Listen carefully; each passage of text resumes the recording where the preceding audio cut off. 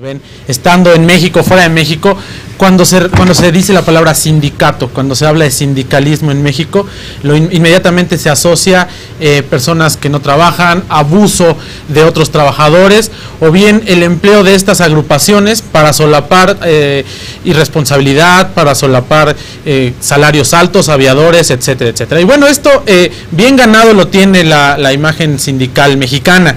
Debemos recordar que, bueno, el sindicalismo en México nace, empieza a gestarse a principios del siglo XX, está muy pegado con el aspecto de la anarquía que hablaba Flores Magón, no la anarquía en el sentido estricto de la palabra como se conoce, sino más en el sentido filosófico, ¿no? El anarcosindicalismo. El anarcosindicalismo. En México uno de sus grandes promotores fue Ricardo Flores Magón, Jesús Flores Magón, los hermanos Flores Magón, pero fundamentalmente la figura destacada en el porfiriato del anarcosindicalismo fue don Ricardo Flores Magón, si no me equivoco, José Antonio. Así es, a principios del siglo XX.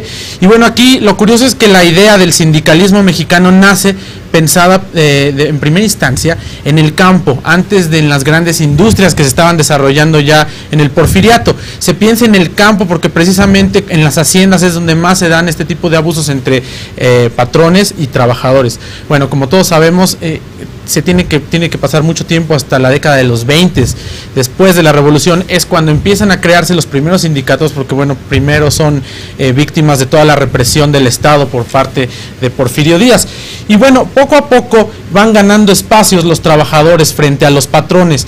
La idea del sindicato, como todos sabemos, pues es mediar entre el dueño del capital, el dueño de las empresas, y los trabajadores para tener condiciones justas de trabajo y que también promuevan el desarrollo y que promuevan el buen trabajo, ¿no? Y una sana convivencia entre ambas partes.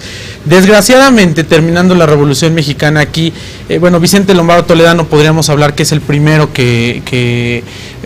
vamos, con la fundación de la CROC, de la CTM, que da un impulso a la vida sindical mexicana de primera instancia. Los famosos lobitos. Sí. Los famosos lobitos, que quizás los abuelos de ustedes los recuerden: Vicente Lombardo Toledano, Fidel Velázquez y Morones, se me olvidaba, pero con Morones, ellos tres conformaban una corriente sindicalista, herederos de aquel pensamiento al que se refería José Antonio, de Ricardo Flores Magón.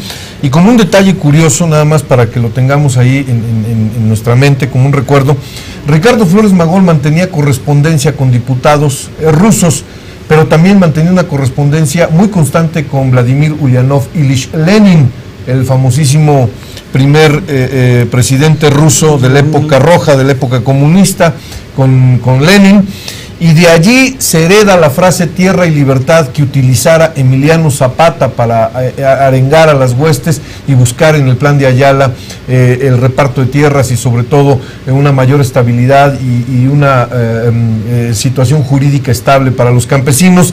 Lo toma de una frase rusa Emiliano Zapata, esto de tierra y libertad, que efectivamente, como lo dice José Antonio López, los orígenes del sindicalismo mexicano tenían más que ver con lo agrícola que con lo industrial.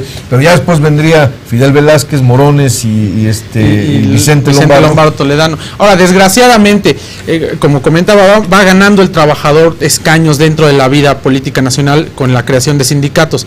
Pero como sucedió a lo largo de 70 años con el Partido Revolucionario Institucional, bueno, con sus diferentes siglas, PNR, PRM y después PRI, ¿qué es lo que hacen ellos? Al apropiarse, al sentirse herederos de la revolución, obviamente es un abuso lo que cometen por parte de los regímenes sindicales. ¿Por qué? Porque entonces adoptan estas luchas de los trabajadores, pero la usan para sostenerse dentro del sistema político. Aquí están pasando una factura que hasta la fecha seguimos pagando, porque hasta la fecha está vigente eso. El sindicalismo es un círculo de poder en el cual se deja en segundo término en ocasiones por parte de la CTM hasta nuestros días los intereses de los trabajadores y se buscan espacios en la política. Viene la cisma después de Lombardo Toledano.